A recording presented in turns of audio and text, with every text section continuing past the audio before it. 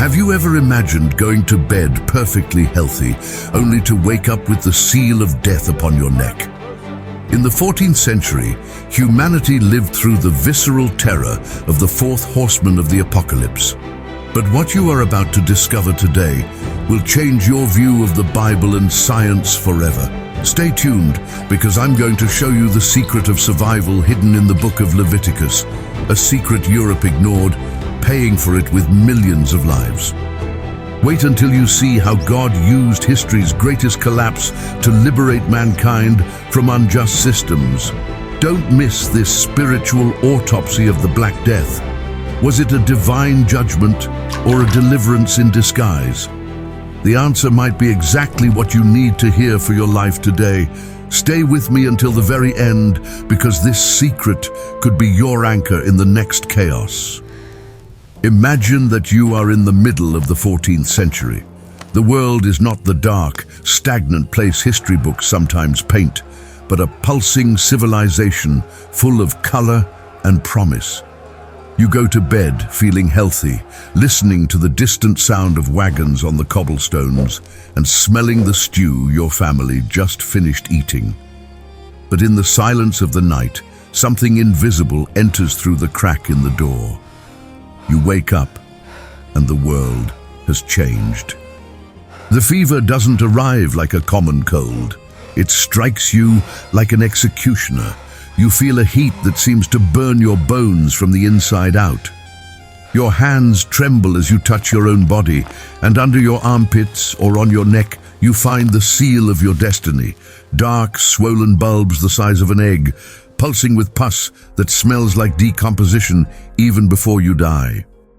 Within days, sometimes within hours, entire families who were laughing at the table yesterday are found huddled in cold beds, transformed into statues of dark flesh. The churches stop ringing their bells, not because faith has ended, but because the gravediggers have died and no one is left with the strength to pull the ropes.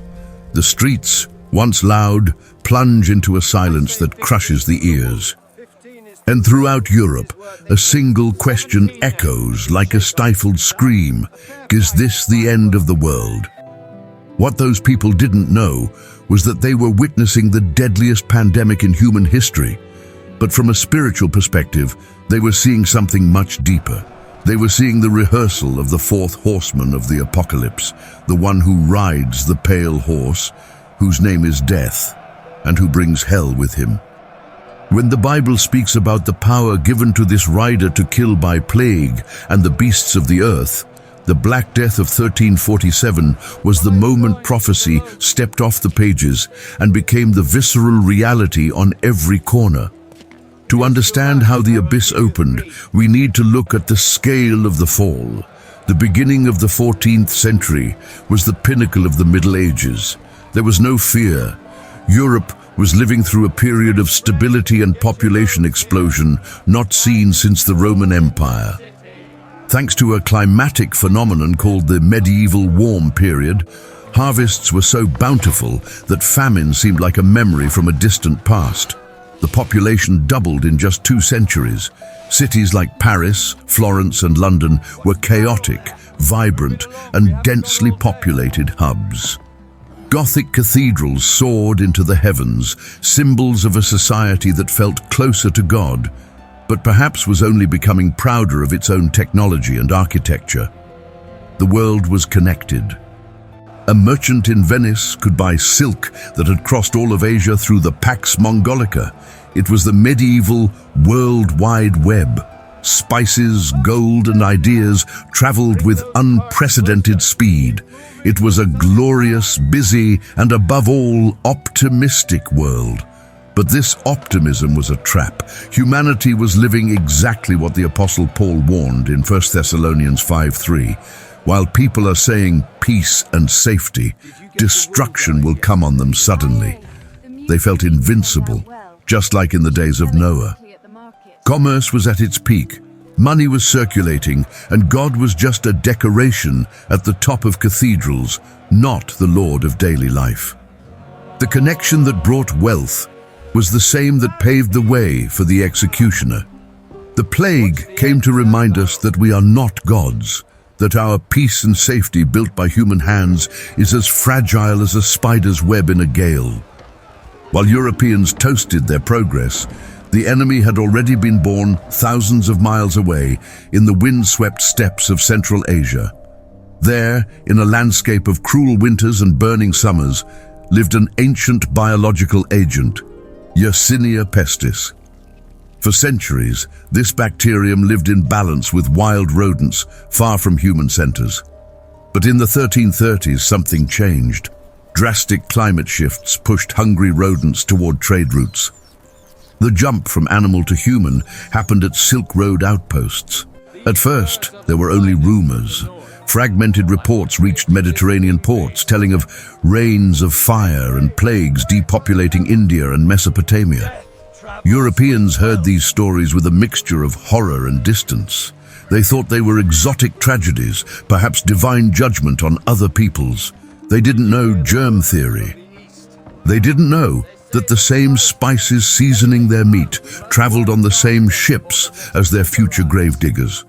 Biblically, judgment was at the door, but they were too busy with their prophets to hear the hoofbeats of the pale horse.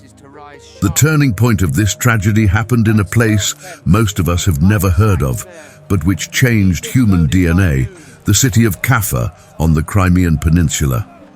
Kaffa was a fortress, a commercial jewel of the Republic of Genoa, surrounded by massive stone walls that seemed immune to any army. Inside, the luxury of Italian merchants. Outside, the army of the Golden Horde, the Mongols, led by Khan Jani Beg. The siege lasted months, a game of patience and blood under the scorching sun. But then, something invisible began to decimate the besiegers. Mongol soldiers, men who feared no one's sword, began to fall, their faces darkening before their final breath. The Khan, in an act of cruel and calculating desperation, made a decision that history would record as the first biological warfare attack. He ordered the infected corpses to be catapulted over the walls of Kaffa. Imagine the sound of bones hitting rooftops, the smell of death falling from the sky upon a population that thought it was protected. The Genoese defenders saw rotting bodies flying over their heads, but what they didn't see were the microscopic passengers coming with them. The bacteria, fleas, and rats infiltrated the impregnable fortress. Panic set in. The surviving merchants, feeling the siege of death from within and without, fled in 12 galleys, carrying silk, spices, and the seeds of destruction. They sailed through the Bosphorus, past Constantinople, and entered the Mediterranean, spreading the trail of the fourth horseman's rehearsal in every port where they sought refuge. In October 1347, these galleys docked in Messina, Sicily. When the port dwellers climbed aboard to receive the goods, they found a nightmare scene. Most of the sailors were dead, piled on the decks, and the few alive were delirious, covered in sores that exhaled the stench of judgment. Authorities drove the ships away, but it was too late. The rats had already scurried down the ropes. Messina was the gateway to hell in Europe. Here, we must stop and look at something secular history often ignores, but which your Bible reveals with accuracy that is chilling. While Europe drowned in blood and pus, while the doctors at the Sorbonne in Paris said the blame lay with an astral conjunction between Saturn and Jupiter, or that bathing opened the pores to poisonous air, one specific group of people was dying in much smaller proportions, the Jews. At that time, the explanation for this was hate. They are poisoning the Christians' wells to destroy us, the enraged masses said. This rumor spread faster than the plague itself, generating what we call pogroms. Entire Jewish communities were surrounded in synagogues or wooden houses and burned alive. In Strasbourg, about 2,000 Jews were executed at once. It was a massacre born of fear and ignorance. However, the true reason Jews died less was not a pact with darkness, but the light of the word they carried. Thousands of years before a microscope existed, the Creator had given His people, through Moses in the book of Leviticus, the most advanced survival code in history. While medieval Europeans threw their waste out windows into narrow streets where children played, biblical laws commanded strict hygiene. Where human science failed, divine instruction shone. The Bible taught the isolation of those with skin diseases and secretions, the burning of contaminated clothing, and especially the ritual washing of hands with running water. In Leviticus 15, God is specific about how to handle secretions and contamination. The Jews practiced quarantine, a word derived from quaranta, the 40 days Venice later adopted for ships, but which the Bible already applied in the desert. Can you see the depth of this? God didn't give these laws just to be empty religious rites. He gave them as an act of love and preservation. The world was dying because it had abandoned the Creator's wisdom in favor of the traditions of men. The Black Death was not just a biological tragedy. It was the result of a civilization that ignored the fundamental laws of life written in the Word millennia ago. Europe paid with millions of lives for ignoring what was available in every synagogue. And sadly, instead of learning from the survival of God's people, they chose the path of hate. As the plague moved inland, up the Rhone River and across the Alps, society began to fragment. Cities like Florence lost up to 60% of their population. Chronicler Giovanni Boccaccio described scenes that defy our understanding of humanity. Parents abandoning children at the first sign of a cough, wives fleeing from their dying husbands. The fear of physical death is so powerful, it can devour spiritual charity if you are not anchored in something greater. The feudal system which sustained the world paralyzed. Crops rotted in the fields because peasants were dead or fleeing. Sheep and cattle wandered without shepherds. Dying of neglect, nature began to take back what man had built. Wolves, emboldened by the human absence, started entering silent villages during the day. In this scenario of total desolation, one of the darkest and most fascinating movements in history arose: the flagellants. Imagine hundreds of men dressed in black robes, walking in procession, singing mournful hymns. Twice a day they stopped in city squares, stripped to the waist, and began whipping themselves with leather instruments tipped with iron spikes. Their goal: to appease God's wrath through their own pain. They believed that if they offered their own blood as a sacrifice, the hand of the destroyer would stop. But I invite you to look at this with compassion and analysis. What the flagellants demonstrated was a toxic religiosity, a reflection of the despair of a soul that does not know grace. They were trying to do through their own effort what only the sacrifice of Jesus could do. They cried out for mercy while tearing their own flesh, not understanding that the plague that truly needed healing was that of sin, and that this cure had already been paid for at Calvary. Fear-based religiosity always produces pain, but never produces life. The blood they spilled on the stones of the squares had no power to purify the air or the soul. It was just a cry for help from a humanity that felt abandoned by God, without realizing that God Himself had already suffered for them. The official church, the pillar that sustained the medieval order, also began to tremble under the weight of the corpses.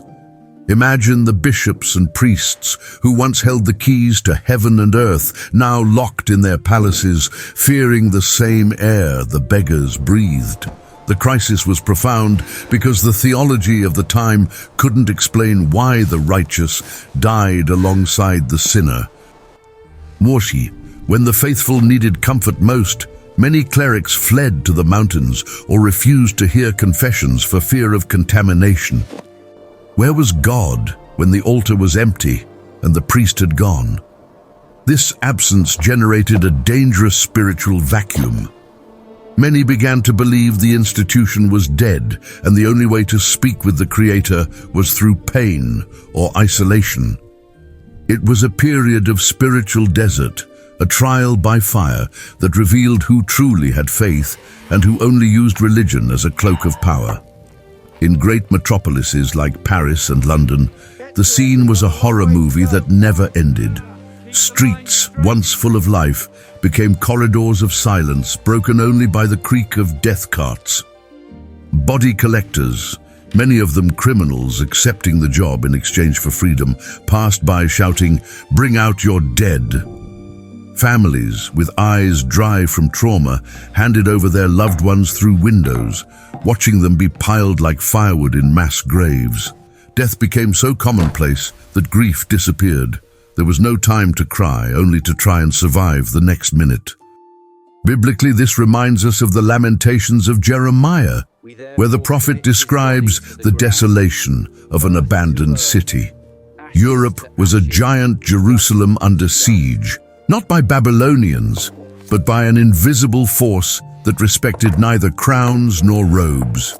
But it is in the midst of this absolute chaos that God's sovereignty begins to draw paths that men could not foresee. As the plague pushed north, reaching Scandinavia and even the remote colonies of Greenland, the feudal system, which kept millions in a form of peasant slavery, began to bleed to death. With half the population dead, labor became the most precious commodity on earth. Landowners, who previously treated peasants like cattle, now had to beg for someone to work their fields. Wages rose, the diet of survivors improved, and for the first time in centuries, the common man felt his life had value. God was using the collapse of an unjust system to force the birth of a new era. Sometimes I wonder if you can see this same dynamic in your own life. How many times did your world have to crumble so that something better could be built? The end of a structure you considered secure might actually be the beginning of a freedom you never had the courage to seek. The Black Death was the end of the medieval man's blind optimism, but it was the fertilizer for the soil, where a search for a more direct and personal connection with the divine would grow. The fear of physical death was what finally forced humanity to look at eternity with seriousness.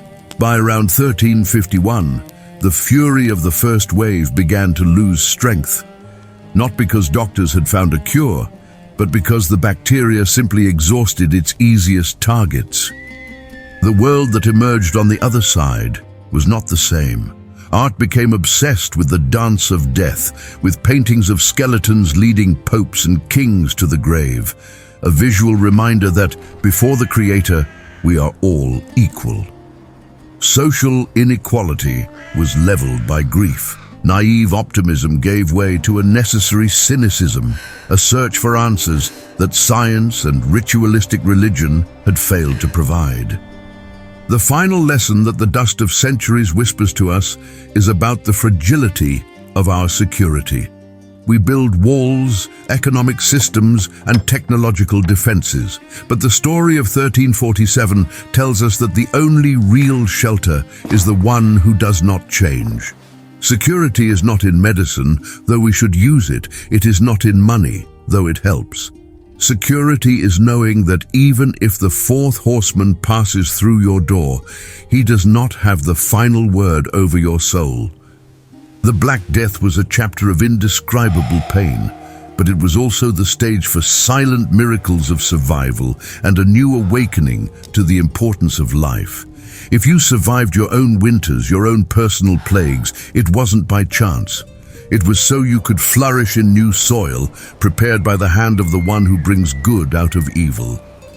History is not a cycle of meaningless tragedies. It is a line God writes, sometimes with ink, sometimes with blood, but always with a purpose of redemption in the end. As we close this look at the past, look at your own hands. Are they clean? Is your soul at peace with what is eternal? The plague passed, the system changed, science evolved, but the human need for a savior remains the same. The security you seek is not in avoiding the storm, but in knowing the captain who walks on the water. The collapse of the system is God's invitation for you to finally rest in the only thing that cannot be shaken. This silence I mentioned, the silence of empty altars, was not just a lack of chants or prayers. It was a physical weight. In the villages of Bavaria and the mountains of the Pyrenees, people looked to the sky and saw no answer. Imagine the anguish of a mother who, after losing 3 children in a week, runs to the local church seeking the sacrament, only to find the doors locked with iron chains. The priest, the one who was supposed to be Christ's representative, fled in the dead of night, leaving behind his robes and his people. This created a wound in the soul of Europe that would take centuries to heal. Biblically, it was as if the world were living Psalm 22:1. My God, why have you forsaken me? The feeling was that the Creator had turned his face away, leaving humanity to the fourth horseman and its own miseries. Yet it is precisely in the vacuum of institutional religion that individual faith began to sprout its first painful buds. Common people, who had never opened a scroll of Scripture, began to pray alone in their homes, seeking God without intermediaries. They realized that if the priest died and the bishop fled, their relationship with the Eternal could not depend on a man in cloth. The Black Death, in a cruel and paradoxical way, was what began to break the chains of blind religious dependency. God was using the isolation of quarantine to force a face-to-face encounter with every soul. And while souls struggled, bodies continued to fall in ways science still studies with amazement. It wasn't just the bubonic plague, the one with the lumps on the neck. In many places, the virus, or rather the bacteria, mutated into the pneumonic form. A single sneeze, a short conversation in a dark hallway, and death was transmitted through breath. Here, the gritty realism I mentioned reaches its peak, the smell of clotted blood in the lungs, the constant coughing that expelled pieces of necrotic tissue. Houses became biological gas chambers. But remember, the Bible already spoke about the pestilence that stalks in the darkness in Psalm 91. It took science 500 years to understand what the psalmist already knew. There are enemies we do not see, traveling through the air, and our only real defense is the shadow of the Almighty. Let's talk about the impact on the minds of those who survived. Imagine you are one of the few on your street who didn't die. You walk through the alleys of London in 1349 and see grass growing between the cobblestones. There is no sound of hammers, no cry of fishmongers. There is only the sound of the wind and the unbearable stench of millions of bodies buried shallowly, which the summer rain insists on bringing back to the surface. This real post-apocalyptic scenario generated a psychological mutation. People began to live carpe diem, seize the day, but in a desperate way. Many gave themselves over to low pleasures, alcohol and lust, thinking, if we die tomorrow, let us eat and drink today. Others, however, gave themselves over to radical holiness. The world split between those who hardened their hearts like Pharaoh and those who were broken like David. This is the moment where biblical analysis becomes surgical. The plague didn't change people. It only revealed what was already inside. Like gold tested in fire, the Black Death separated the wheat from the chaff. Those whose faith was built on the sand of human tradition collapsed into nihilism. Those whose faith was on the rock survived the greatest tragedy in history psychologically. They understood that, as the book of Job says, though he slay me, yet will I trust him. The economic collapse that followed was what truly destroyed the unjust system we mentioned before. With so many peasants dead, land effectively had no owner. The social hierarchy, which seemed eternal and sacred, crumbled. A nobleman, with all his blue blood, died the same degrading way as his poorest servant. In the mass grave cemetery, crowns were useless. This forced a re-evaluation of the value of the human being before God. If death didn't respect classes, why should life? From the ashes of 1350, a new concept of the dignity of work began to emerge. The man who was once seen as a farming object became someone who could demand rights. God was clearing the ground, pulling out the weeds of oppression through a judgment that hit everyone. But where is the cure, you ask? The cure didn't come from a vial or an alchemist's potion. The cure came from time and adaptation. The human body, in its miraculous resistance designed by the Creator, began to develop defenses. The survivors became stronger, but the true cure was emotional. Humanity learned to value the embrace, the presence, the life in community. The universities that survived reformulated medical teaching. The church, wounded in its arrogance, had to deal with reform movements that began to whisper that the Bible should be in the hands of the people. Looking back, the Black Death was history's great reset. It was the moment God allowed the world to be shaken so that only what is unshakable remained. And what remained was the Word. What remained was the promise that there would be a new heaven and a new earth where there would be no more plague or pain. Today, when you look at your hands, when you feel your heartbeat, do not do so with indifference. You are the result of generations that survived the impossible. You are a descendant of those who, in the middle of 1347, decided not to give up on life and faith. And the message for you today is the same that echoed in those silent streets. Your security is not in the absence of danger, but in the presence of God.